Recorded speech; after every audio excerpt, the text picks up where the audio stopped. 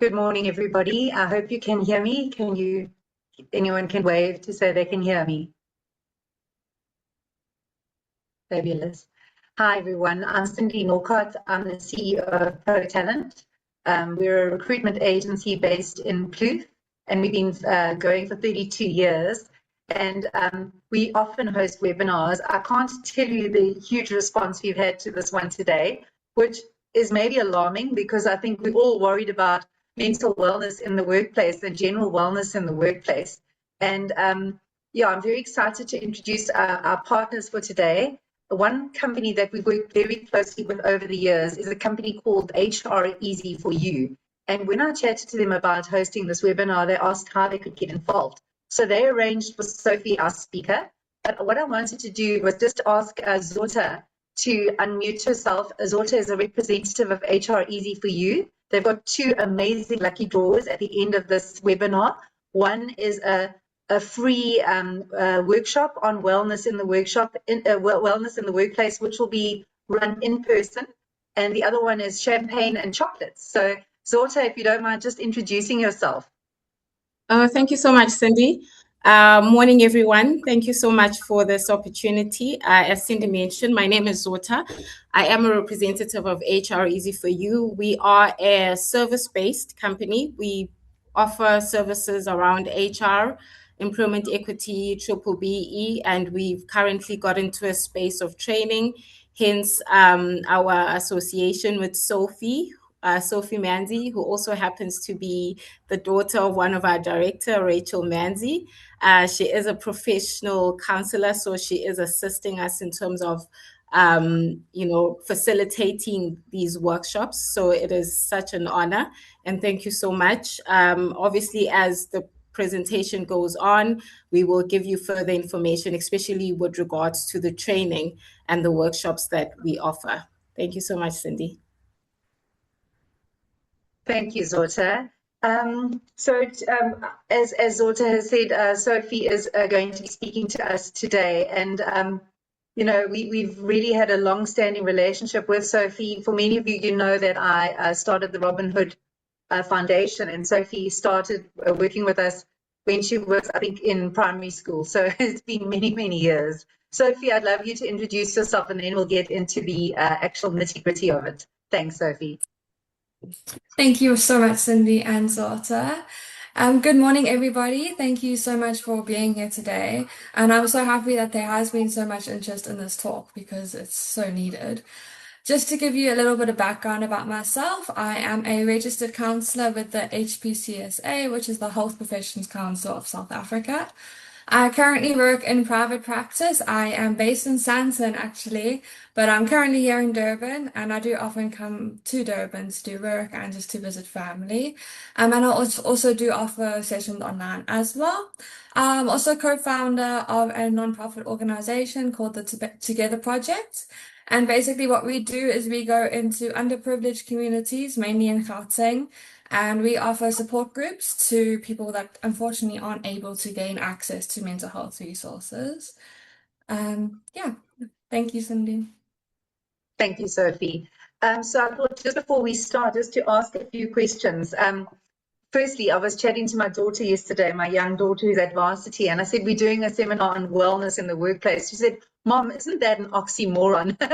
Are people in the workplace really well? Surely the best thing is not to be in the workplace. And I had a little chuckle. But I thought, just a few questions. How many of you have work email on your device? Maybe you can just show your hands or do a little sign. So you've got it on your phone. How many of you, if you do, your phone is in your room when you're sleeping? I don't know if any of you have that. How many of you work evenings? Anyone work evenings? Anyone work on weekends? Anyone get contacted by work on weekends? Do any of you wake up at night thinking of work and then having a little note next to your bed for all those thoughts that you've got? Do any of you take your phone to the toilet to do emails so you can have a productive pee? I'm not sure if any of you like that, but I think some of us do feel like work is sometimes taking over our lives. So I've got a few questions for Sophie. I'm not an expert in this. Having said that, I speak to many, many corporate companies on wellness, and it's something that's made me quite sad, the fact that whenever I'm speaking to groups of people in companies, often in corporate companies, where you think they might have it better than the smaller businesses, I'm just sensing overwhelm. I'm sensing that people just don't have enough time or energy to do all the things that are expected to. And that since COVID, that stress is compounding. I'm not sure if anyone else feels the same, but generally there's the sense of nobody is actually okay. So we've got leaders trying to manage people, but the leaders aren't okay and aren't equipped. So Sophie, I'm so excited to hear about what you've got to say. So from that side, Sophie, if you unmute yourself, the first question I want to ask is, why do you think people wait until they are completely overwhelmed before taking their mental health seriously? I think there's a number of reasons. The first one being that many people think that stress is normal, and stress can be normal in small amounts. In small amounts, if you experience stress, it can actually be a positive thing and it can actually motivate you. But unfortunately, what is starting to happen is people are consuming themselves in their work. We saw just now about how many people, loads of people seem to have their work emails on their phone, and things like that. And because of all of that, stress is becoming, everyone is experiencing it almost every day, and that's not normal. And because of that, we often putting ourselves in our work, putting ourselves maybe in our family responsibilities and not looking after ourselves. So that's the first reason. The second reason, and it's such a major problem in South Africa, is stigma. And in the world, actually, not just South Africa, but specifically stigma. People aren't talking about their own mental health because they're worried about what people are going to think about them, especially in the workplace. People might be worried that they might lose their job if they speak out about their mental health, or that they're going to be judged for it and things like that. So yeah, stigma, in my opinion, would be one of the biggest reasons. And then the third reason, if we look at mental health is on a continuum, right? And on one end of the continuum is the good side of mental health, and on the complete other side of the continuum is the negative side of mental health. It can fluctuate, right? So just because you're on one side doesn't mean you're always going to be there. As you go about life, as you're experiencing life events, it could fluctuate and you could move between the continuum. And people are only asking for help when they are in the very negative side of mental health. I mean, in reality, we should be looking for early warning signs so that we can ask for help when we do experience these early warning signs, rather than when we right at the end of that continuum. That makes sense to me. I remember going to visit a doctor about 5 or 6 years ago. I was really not in a great place, and I was on blood pressure tablets. Luckily, I'm off them, but I was on blood pressure tablets. I was very stressed. I was highly anxious and feeling quite depressed. You know, it's quite weird being a motivational speaker and having all these things. And I walked into the doctor's rooms and she said, "How are you?" And I said, "I'm okay." And she said, "You should accept a little more for yourself and expect a little more for yourself," which was so interesting because I was really not okay. And somehow I was like, I'm still walking, I'm still upright. So I think a lot of people are vertically ill. You know, I love that term because I think a lot of us suffer from that. So these early warning signs, what can you give me some more indication about them? So I always, in the terms of workplace, right, I always tell people in HR positions and people in management that you need to know your employees. Yes. Because many of the warning signs is changes in behavior. And if you don't know your employees, you can't notice these changes. So, for example, if you have an employee that you know always goes and has a lunchtime, and during that lunchtime goes and sits with other employees and has conversations, and is quite sociable, if they all of a sudden stop that, that could be an alarm sign. There's changes in behavior. Some other changes in behavior might be maybe they're more irritable now. They're not as productive as they were before. If they're perhaps taking frequent sick days or asking if they can work from home a lot of the time, things like that. There's loads of warning signs, but that's just some of them. However, saying that, you need to look at the whole context. Because if somebody arrives at work one day and they're irritable for that one day, you shouldn't just assume that now there's a mental health concern. Maybe they had a flat tire on their way to work and now they're feeling irritated. So yeah, you really do need to look at the whole context, but knowing your employees is the most important thing. I think that's awesome. And also, I think sometimes mental health or lack of mental health, it can look like a performance problem. It can also look like an attitude problem, or it could present as a personality problem as well. So in many ways, I suppose it could show up in the workplace there. So now, I mean, I think with us just hosting this webinar, we're kind of opening the door to have a discussion about it, so that maybe if somebody's sitting on the call thinking, gosh, I need to chat to someone because I'm not okay, or because I think they might not be okay. And hopefully this will be the permission that people need, right?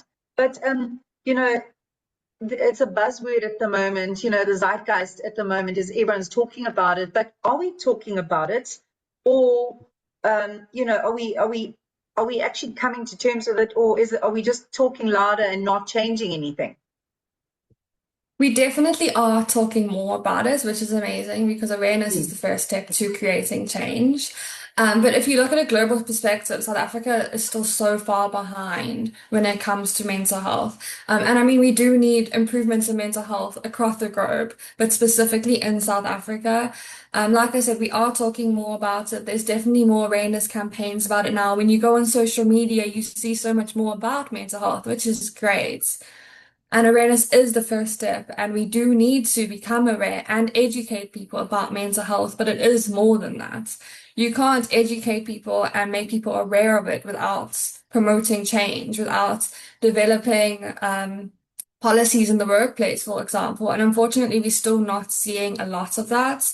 Lots of companies will have awareness talks, but then it stops there.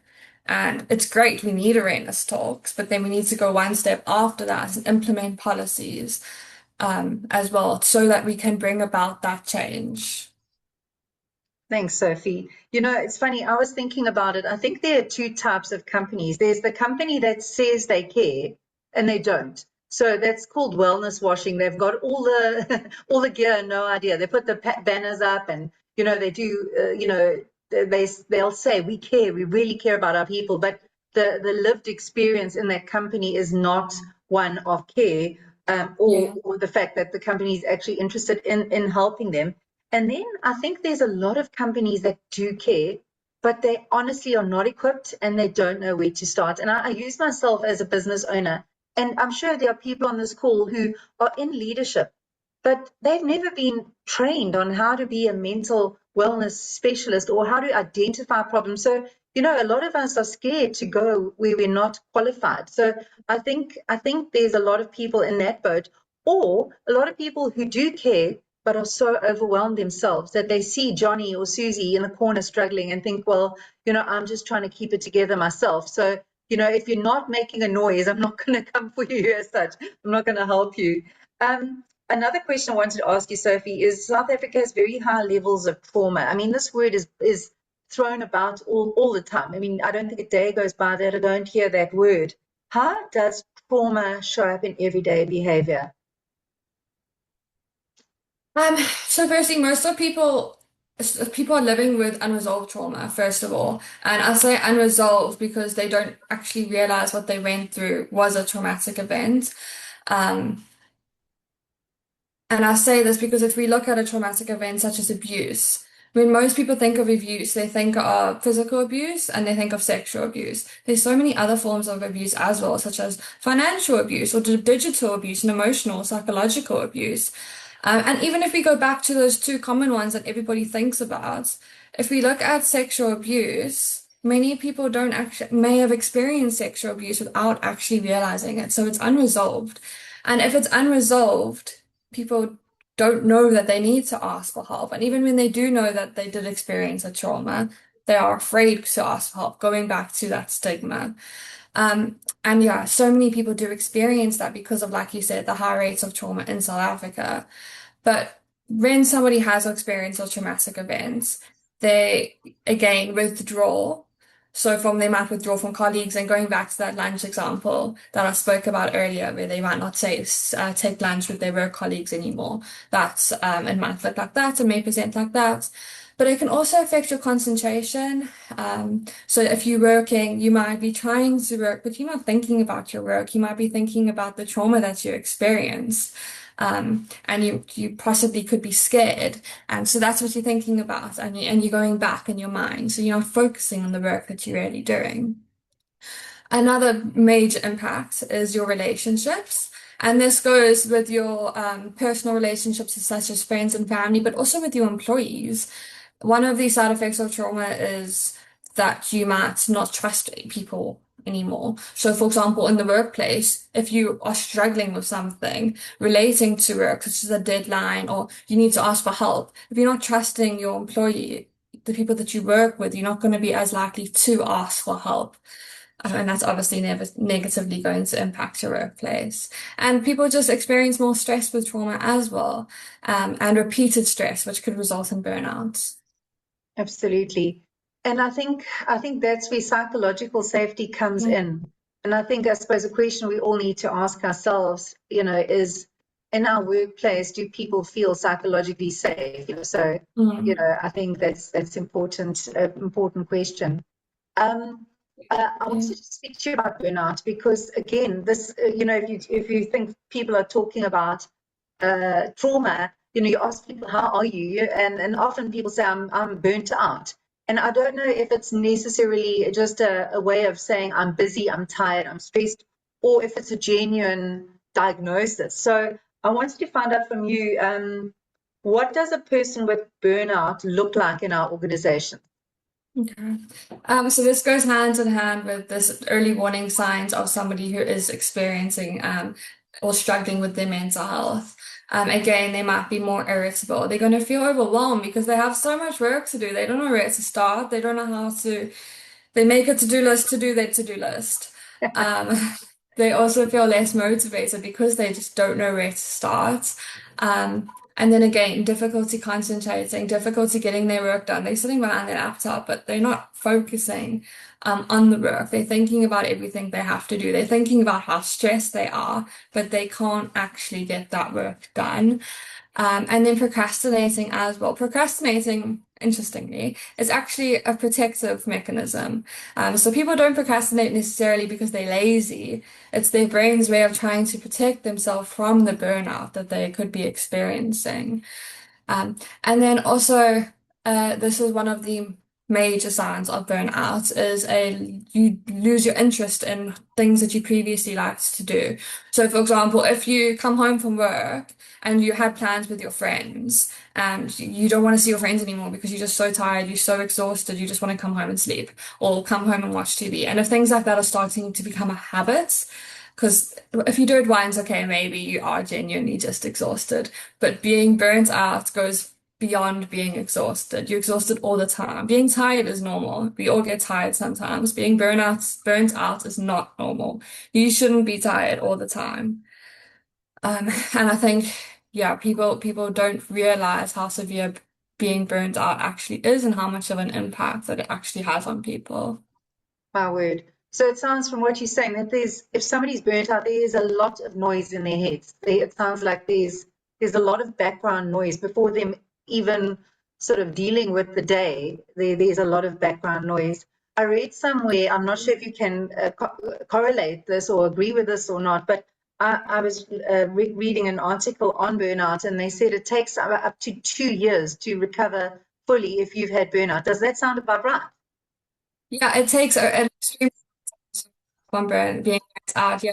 And if we can just look at, okay, this is nowhere near a 2 years break, but it does put it into perspective a little bit. Over Christmas, when companies close, and then you come back in January after having a 2 week break, or however long your break is, and you always get people that are so much more motivated. They bought a new diary, they've bought new stationery, they've made new goals, and that's because they've had a little bit of time to recover from their burnout, not enough time, but some. And then you'll find a month or 2 months go down the line, and those goals are starting to slip, and it's because their burnout is coming back. Okay, that makes sense. And I can imagine that's why now, this time of the year, it's winter. I don't know if anyone's feeling that pull of the pillow when you have to wake up in the morning, get up, and it's winter and it's cold and it's mid-year. And, you know, you're too far from the beginning of the year, you're too far from the end. So it's kind of like that dark valley of despair for a lot of people. So I'm sure a lot of people are feeling that. And why is burnout so normalized in the workplace? Like, it's such an accept. Somebody says I'm burnt out. Oh, let's have a coffee. You know, no one's standing there in absolute horror. It is so normalized in the workplace. But even if we go backwards a little bit, and if we look at the things that make us burnt out, those behaviors are so normalized in the workplace as well. Like we saw earlier, loads of people have their work emails on their phones. That's normalized. And if you don't have that, at some companies, they would kind of look down on you for having that. If you get an email from your boss and it's 7 p.m., some companies would expect you to answer that email, even though it's beyond your working hours. So the behavior that causes burnout is also normalized in the workplace, and it's very unfortunate because it shouldn't. I always tell people, and I always tell companies, and I don't think that managers necessarily like it when I say this, but you shouldn't let your employees have their emails on their phone. And if they do, because I do sometimes get it, like if you arrive to a meeting early, it is easier to whip out your phone and quickly respond to an email during your work hours. But if you do have your emails on your phone, you shouldn't have your notifications on your email. It's for your emails. Because at 8 p.m. when you get an email from a client, it's going to pop up on your screen, and now you're going to be thinking about it. So yeah, we need to stop normalizing those behaviors in the workplace. But if you going back to your question, being busy is seen as a sign of success. If you are meeting all your deadlines early, a lot of people view this as success. And many workplaces reward it as well, which is also a problem because it's adding to the normalization of burnout. And if we look at overtime, I understand that every now and again an employee might be required to do overtime, but it shouldn't be normalized. If you're working overtime every single night, every single weekend, or even if it's a couple times a month, you shouldn't be. And if that is the case, there needs to be a conversation in management about how to combat that. Thank you. That sounds really, really relevant. And I think for a lot of us, maybe a wake-up call to how are we leading our organizations? Because I think a lot of leaders and managers, their focus is not on people's well-being. Let's be honest, it's on productivity, it's on profitability, it's on the deadlines. And I think many of us have immersed ourselves in a mindset of that toxic productivity. As you say, if you've got a minute to spare, you don't rest, you don't relax, you don't be, you do. So we take out the phone and get that email done while we're waiting for the doctor, we're waiting for the client, you know. And you know, it's funny, 2 years ago, we started the year and I said, can I ban one word from the office? When I ask you how you are, I don't want to hear busy. We're always busy. It's become like we understand busy, but I want to know how you are. So you know, we don't measure our work by busy, because I think my staff felt like by telling me they were busy, I'd be happy with them because they are productive. But you know, so now we use our adjectives a bit more carefully, and we don't use it as a badge of honor. We don't use it as a sign of success. Rather, it's wow, you're so busy, you know. And I know I saw something that in Australia you are fined if you send emails over over the weekend, or over the after hours, which I think is interesting. And yeah, I think maybe we need to look at this always on culture that we're living in and go, you know, how is this hurting me as an individual? How is this hurting our team? And maybe there's a way of changing it, you know. Definitely. I think I just wanted to ask you about sick leave, because I mean, I'm embarrassed to say this, but up until COVID, I saw no sick leave as a badge of honor. I rewarded people who never took sick leave. I told people I've worked for 20 years in my business and I've had 3 days off, you know. It sounds so embarrassingly archaic and such an old style management tool. But like, I still think you know, it's for somebody to say to their boss, you know, I need a week off, I need to be booked off, or here's my doctor's note, I am not coping, I am battling with anxiety. You know, people would rather come in and say they've got an upper respiratory throat infection. So can you tell me, is sick leave inclusive of medical health, firstly? And then or do most workplaces still treat it as physical? I'll answer that question now, but firstly, I just want to touch on the fact that you said that, before COVID, people used to think not taking sick leave for an extended period of time was a good thing. And I'm still finding that is the case. I do think it's gotten better, but employers rather do still reward employees for not taking sick leave. And if somebody does arrive at work sick, a lot of the time it's rewarded and it's praised upon and it's almost like used as an example, and that shouldn't be the case because if you're doing that, that's only going to add to the burnouts problem that we're facing. But yes, now to answer your question, if we're looking at sick leave, mental health is included in sick leave. However, as in saying that, like you said, many people are more comfortable saying that they're physically ill rather than that they're struggling mentally. And when you get a doctor's note, it doesn't say your diagnosis. It just says that you're unfit for work. But if you go to us, when you get a doctor's note, they will sign off as their profession. So, for example, if you go to a GP, it will state that they're a GP. If you go to a clinical psychologist or counseling psychologist or psychologist, it will say that on your sick letter. So when you hand that to your employer, they're going to know. And then if they can see that it's a psychologist, they're going to make an assumption that it is related to mental health. And going back to that stigma that I've spoken about before, many people aren't comfortable with that. So when they are struggling mentally, they don't want to take a day of sick leave because they don't want their employer to know that they are struggling mentally. Thanks, Sophie. That makes so much sense. So I think there are people on this call who are leaders in their workplaces, and I think we all realize that we've got to start taking notice, and I think that's an important thing. So what does poor mental health actually look like at work? I know we've discussed some of the signs of burnout and trauma, but if you can just put it in a nutshell so that I am going to make a note to myself that I'm going to start looking out for these, how it projects or how it shows up, so that I can be a more compassionate leader. So yeah, I'd love to hear your thoughts. So firstly, like I've said, you need to know your employees and document the changes that you've seen. Because if you see it for one day, it might not necessarily mean that you have to go have a conversation with your employee rather, but document it so that if you noticing of different changes over a course of a week, over a course of 2 weeks, then you should be having a conversation with your employee to discuss what's going on. Are they okay? How can you help? And some of these changes include decreased productivity. Maybe they're making mistakes that they never used to make. Maybe they're missing basic deadlines and they've never missed a deadline before, but now all of a sudden they are. They're not as motivated as they were. They're not interested in their work, whereas previously you could see that they were really passionate, that you could see that they loved what they were doing. I've spoken about withdrawing from colleagues. Things like that. And if you can just see somebody is extremely emotional, maybe they've always responded well to critique, and maybe now somebody's gone to them about something really simple and it's really not a major concern, and they've become extremely tearful about it. That's also an alarm bell that could be going off. So there's a number of early warning signs and how people present when they are struggling mentally, and I could go off for an hour rambling about it all. But yeah, those are the most common ones that you need to look out for.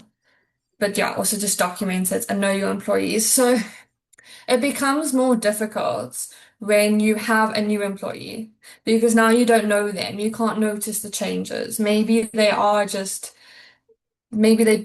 always procrastinated, and so as a result they're missing deadlines, or maybe they just are naturally more irritable, because we do get people that are naturally more irritable than others, and now you thinking that they're struggling, but that's just how they are. So it does make it a bit more difficult when you do have an employee that is new. But even if that is the case, you still need to document it. And then it still doesn't hurt to have a conversation with them, because even if they are okay, at least now they can see that they care. And if they ever aren't okay, they can come to you, and hopefully they'll come to you and feel more comfortable when they do so.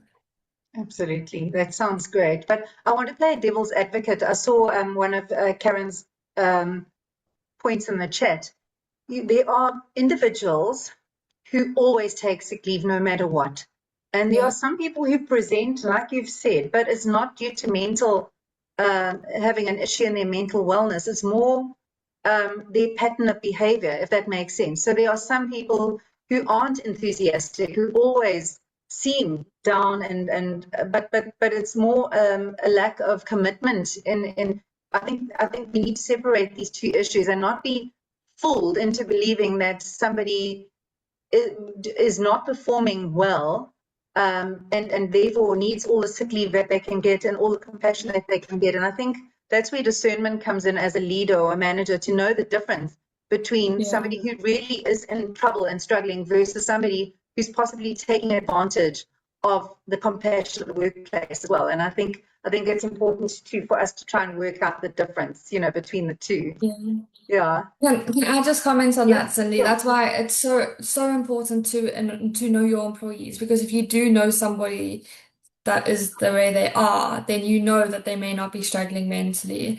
But having said that, if somebody comes to you with a letter from a GP and says that they are unwell and they cannot work, you cannot deny them of that.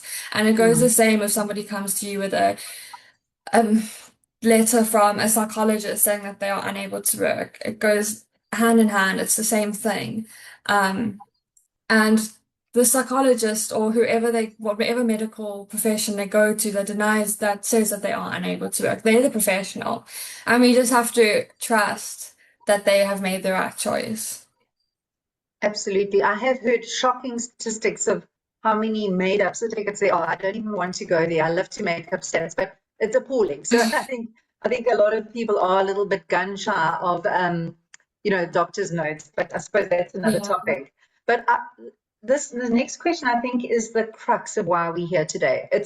And I want to ask you, if you could implement one non-negotiable mental health policy in the workplace, what would it be? I believe that this is what we're here for, to go, okay, we understand it's an epidemic. We understand things need to change. We understand we need to do something, but what do we do? So I'd love to hear from you what you suggest. There's a number of things I would do here. So first of all, going back to the awareness, and I know I said you cannot stop at awareness, and you can't, but you have to start at awareness. I would make a compulsory for all companies to have awareness campaigns for all their employees, regardless of what their role is in the company. So all the employees would have awareness campaigns on mental health. What is mental health? What does it look like? Why is it important? To understand it, how to seek help if needed regarding that. And then I would have more training for managers and for people in HR positions so that they know the early warning signs, so that they know how to have a conversation with an employee if they notice these early warning signs. And that is so important because many people don't know how to have that conversation. And because they don't know how to have it, they just don't. And I think working on that and trying to educate people and teach people about how to have those difficult conversations, because they are difficult, especially if you've never done it before, that would, I think, help a lot. But another thing that I would try and implement is that making sure that a workplace is healthy, because if everybody wakes up and hates going into work each day, that's going to have a negative impact on their mental health. Your workplace environment and your mental health have a direct correlation with one another. If you are struggling mentally, your work is suffering. But if you are also not enjoying the work that you are doing or not enjoying the work environment that you are in, that's also going to have a negative impact on your mental health. So they go hand in hand. And by improving the working conditions, by improving the environment that you're working in, that should improve your mental health as well. And then sorry, I'm rambling on here, but there's so many things that need to be done. Another thing that I would do was not allowing, I don't think many managers would let me do this, but I'd love to not allow work emails on your phone. And then if you do have work emails on your phone, turning off notifications. And even if we look at things like WhatsApp groups, I mean, many working environments companies have WhatsApp groups for their employees nowadays. And that's great because it's easy to answer, especially during the day when you're at work. It's a lot easier to answer WhatsApp than it is to answer an email. But when you go home, people are still sending messages on that WhatsApp group. And even if it's not directly related to work, um, some companies send messages relating to like their kids and what they're having for dinner and all sorts of things. But it's still, at the end of the day, it's still work. It's still that work WhatsApp group. So you're not turning off from work. And then the third thing that I would do, which I think is the most important thing, is, and I went to a company yesterday actually, and I did a workshop with a company yesterday that have done an amazing job at this, is implementing employee assistance programs or EAP programs. And basically what this company that I saw yesterday had done is they had an EAP program that worked for them, and that company provided 8 counseling sessions per employee per issue that they were experiencing, which is amazing. The fact that that company does do that, does offer that to their employees. And I really wish that more companies would do that, especially considering, as we spoke about earlier, the context of South Africa and how high the trauma rates are in South Africa. There's so many people sitting out there that needs counseling to help resolve these traumas, but don't have access to it. Absolutely. Sure. You've touched on so many things. And I think what you're saying as well is let's try and diminish the noise from work in people's private times and maybe try and create some kind of firmer boundaries between the two places.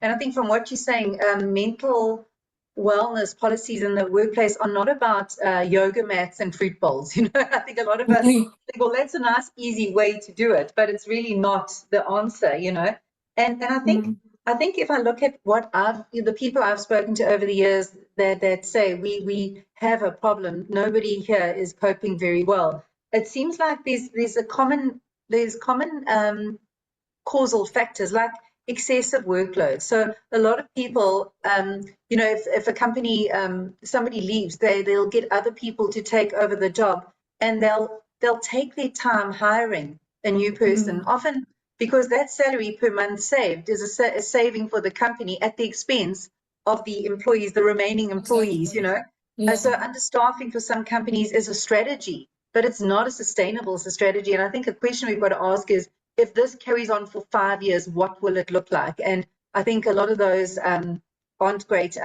Having long or inflexible hours as well, I think is a big problem area as well,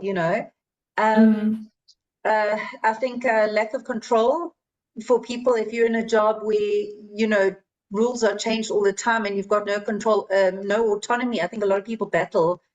Bullying in the workplace, I think, is a big thing as well. Are you seeing that as well, Sophie? Definitely, bullying in the workplace is becoming a major problem, actually. And then that goes hand in hand. And what I was saying earlier is that when you don't like coming to work, when you hate doing the work that you do, when you don't like the working environment that you do, that's of course bad for your mental health. And if you're being bullied in the workplace, of course, you're not going to enjoy coming into work each day. And it is unfortunately becoming more common. And what's interestingly is it's not only between general employees, you're also starting to see it from people in management positions as well, which is really sad. But yeah, there definitely does need to be something done about it. And I also think back, creating awareness about it and about mental health and how important it is. Hopefully people would then just be nicer to each other if they knew how much of an impact that they actually are having on people. And I also think it definitely is happening, but I also think a lot of the time that people don't actually realize that they actually are bullying their employees. They might just see it as feedback, but you can give constructive feedback and you do it in a certain way. Okay. And I think that leads to, something that's toxic management. And I think a lot of people honestly model the behavior of the manager that they've had, so if I've had a terrible manager, I don't know anything different, or if it's my first job and I've just grown in the company, I started off low level, I'm now in a more senior role, I kind of just work with the parenting style I know. So I think for a lot of us, I think developing our management skills and really learning a little bit about ourselves, how to communicate better, how to be more consistent. And I think from what you said is, I think that boils down to 4 things, notice, connect with staff, spend time with staff, walk the pipeline, ask questions. How are you really? How are you today? How are you today, Taryn? And I think those questions go a long way. And then listening, and then using your discernment to go, I think we've got a problem here, and then connecting the person with the support. I think that has to happen. I think you can't miss one of those steps. And I suppose for busy leaders, we've got to put that in our daily to-do list to check in with people. I think that's so important. Definitely. And I think sorry, Cindy. Yeah, Kira? Going back to when you said asking people questions. I mean, we ask people so many times a day, how are you? And we naturally respond with fine or I'm good. But even if we're not good, that's how we're taught to respond. But we need to stop doing that and telling people how we really are. If you're not coping, there's nothing wrong with say, actually, I am struggling today. Absolutely. And I think it starts with leadership. It starts with the manager. If I'm managing a team and I start a meeting and say, how are you all? Are you all fine? Everyone's going to say, sure. But if I start the meeting and I say, how are you feeling out of 10? I'm giving it a 5 today, and I'm going to use 5 adjectives that I want to share. I feel shattered. I feel anxious. I feel perplexed. I feel hopeless, and I feel concerned. Whoa, that's quite a lot. That's quite heavy. But if anyone else can identify, and I'm fine, by the way. I'm honestly fine today. But the point is, I think if we practiced honesty, openness, and vulnerability, I think it would give permission to other people to say, you know what, I actually am a 3 today, and I just want to say one word. I'm feeling so anxious. I don't know what to do. Thank you. But and that's an amazing strategy. And even moving beyond that, it also makes you human. And then your employees are then seeing that and realizing you're actually not a robot. You actually are human. You also have feelings, and it's okay if I'm struggling as well. 100%. So hopefully those are some nice things to put into our toolkits. I wanted to ask you about the medical aid and public services. Okay, so in a country like South Africa, a lot of people don't have medical aids, and I mean, there aren't really great clinics and services that and if you go to them, they often are overstretched. Is mental health care actually accessible to most South Africans? I wish I could say the answer is services aren't accessible to most South Africans. I think Africa, the majority of the people aren't on medical aid. And if you aren't on medical aid, most of the time you're not able to afford to go for a counseling session because unfortunately counseling is expensive. And we do have public facilities that do have psychologists, that do have registered counselors, but because the need is so large, the waiting list is so long, and you might be struggling mentally and you might get an appointment for 8 months down the line. And I'm not being dramatic when I say that. I used to work in a government hospital. And the waiting list was insane. It was a really, really long time. And because the waiting list was so long, many people didn't even bother putting their names on that waiting list. So no, unfortunately, it's not accessible to the majority of our population. It's very unfortunate, but that's the reality. That is very, very sad, but I think I'm sure we all feel like that sounds like the right answer, sadly. So why do so many people still not know where to go or where to turn when they're struggling with their mental health? I must be honest, every week I get somebody phoning me. I think I'm like the human yellow pages, but they're asking me for a trauma counselor. They're asking me for someone who can help with some kind of issue like this. And it's often a manager in a company or somebody saying, I've got a staff member, I've got a friend. So I'd love to hear your answer, because I think this could be a real tool in our toolbox. Again, I think there's a number of reasons for this. The first one is going back to stigma, is that firstly, people don't want to ask for help, or they're very selective with the people that they are willing to trust to ask for help. And then because of that, they might not necessarily be asking the correct person. So stigma is a major, major barrier here. And then with the stigma associated with that is the lack of education with mental health. So if we look at mental health practitioners, there's so many different types. We have psychologists, we have registered counselors, We have psychiatrists. And then even if we go back to psychologists, within that category alone, we have research psychologists, we have clinical psychologists, we have counseling, we have industrial, we have educational. There's so many different types. And because education around that is lacking, people don't know who they're supposed to be contacting. And it's confusing and it's difficult to navigate. I can hear that. And I see that Merle has put contact details for the NPO or Power program, which might be another resource. Thank you so much, Merle. Thanks, Sophie.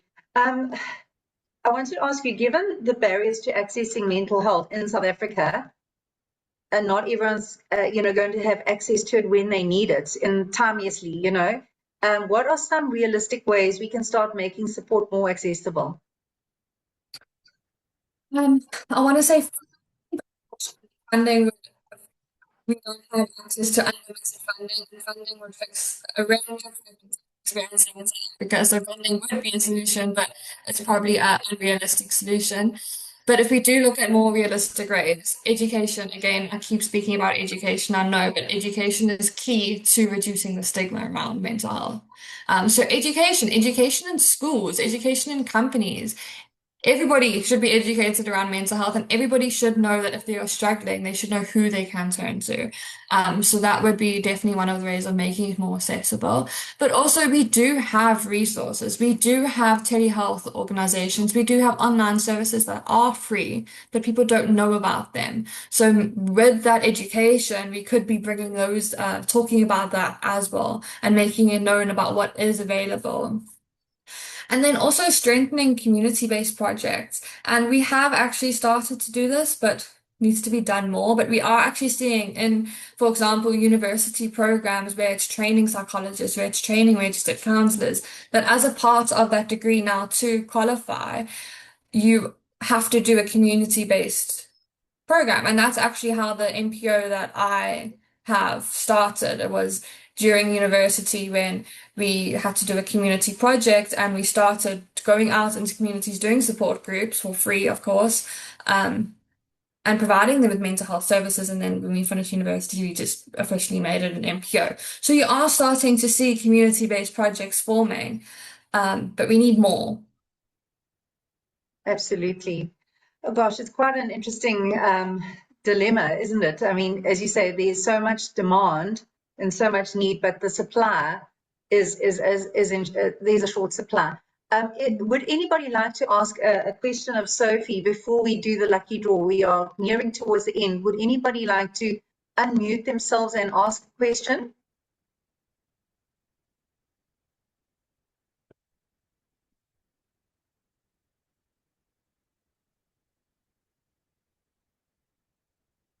Okay, if there are no questions, I'm going to actually just ask Zorta to get on the line, and I'd love you to choose two numbers, and then I will tell you who the people are to win. The first one will be for the full day in-person mental health in the workplace workshop on the 1st of October in Winston Park. And Yes. Zorta, if you can tell me a number. A number between 1 and 180. I'll go for 80. 80. That is Radia Mohammed. That is Radia Mohammed. Well done, Radia. Are you on the call? Thank you. Can you?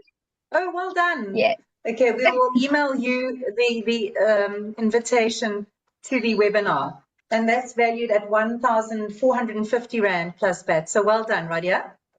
Thank you Thank so you. much. And then Zorta, the second person. The second person, I will go for number 26. That is Asemashle Saba. I hope I pronounced it correctly. Asemashle, are you on the call? Hi, yes, I'm here, ma'am. Oh, wow, thank you. Okay, so you're winning champagne and chocolates.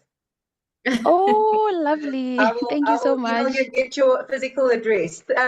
And Zorta and HR Easy for You, thank you for being part of our experience today. We really appreciate your working together with us, and they are a service provider we highly recommend. So thank you so much. Okay.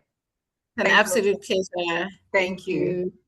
Sophie, I just wanted to ask your last final words before I wrap up. I've got a few points just to share from my side, and then we'll be done shortly. Any final words, any last points for anyone to kind of cement this topic?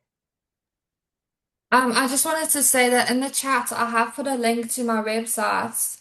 If you click on it, it will take you to a page on my website where there's a whole bunch of different website links, different phone numbers, different email addresses about who to contact for particular mental health related needs. So if you just save that link, and then if you something ever arises and you don't know who to contact, if you can click on that link, and there might be some resources there that do help you.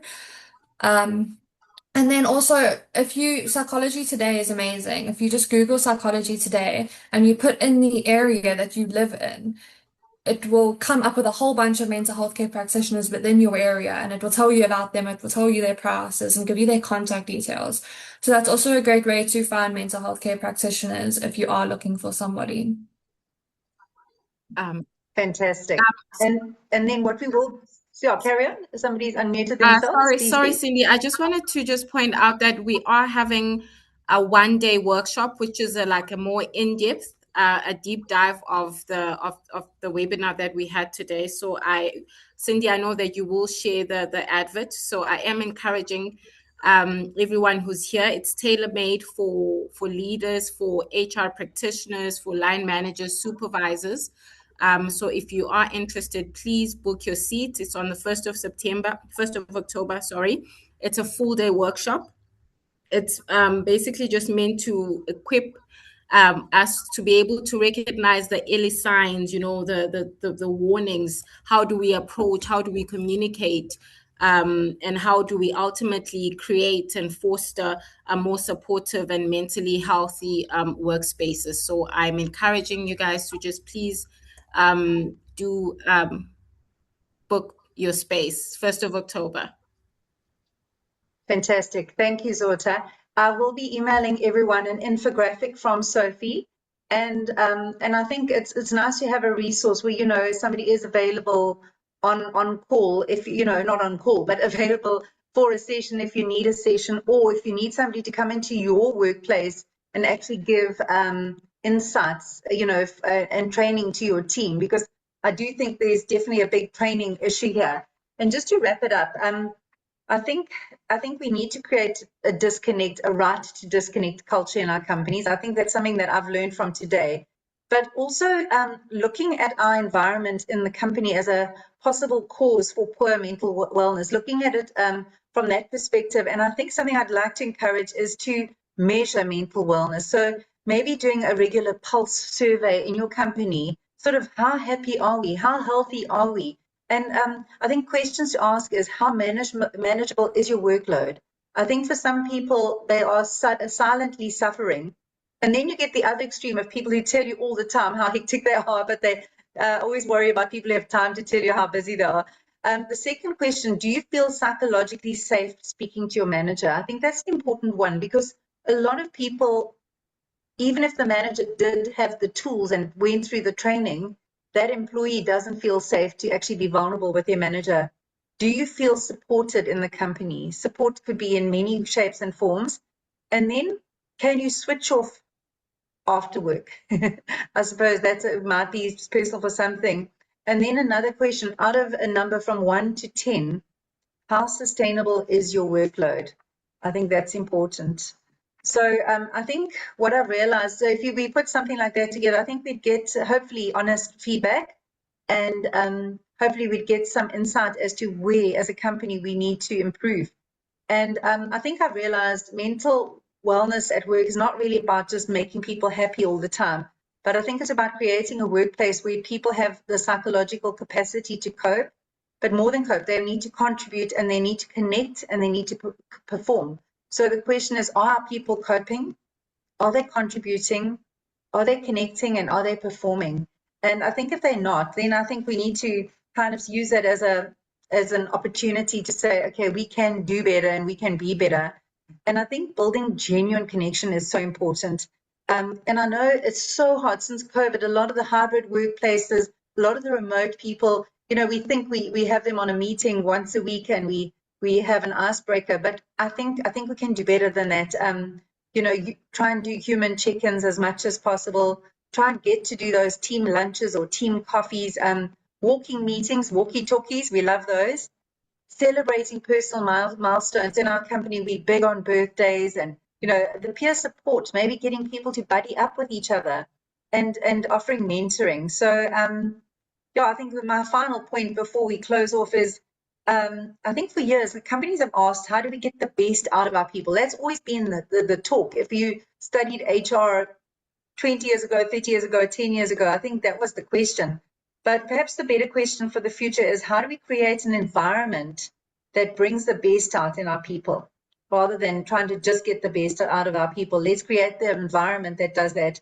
And, you know, I think it's important to know that people who feel valued, who feel safe and connected and supported, they don't just survive work. They actually have a greater chance of thriving at work. And I think we need to not be just asking people, how are you fine, but on a thriving scale, how are you thriving? From Pro Talent side, we will be hosting 1 or 2 more wellness webinars later this year. We've realized it is an important topic. It's an essential topic. So thank you for joining us today, Zota and Sophie. You've been an absolute delight, a mine of information. And I will be emailing everybody by tomorrow the information that they sent. The winners will be emailed as well. So thank you very much, everyone, for being here. And I hope you all got some value from today. Thanks so much. Thank you.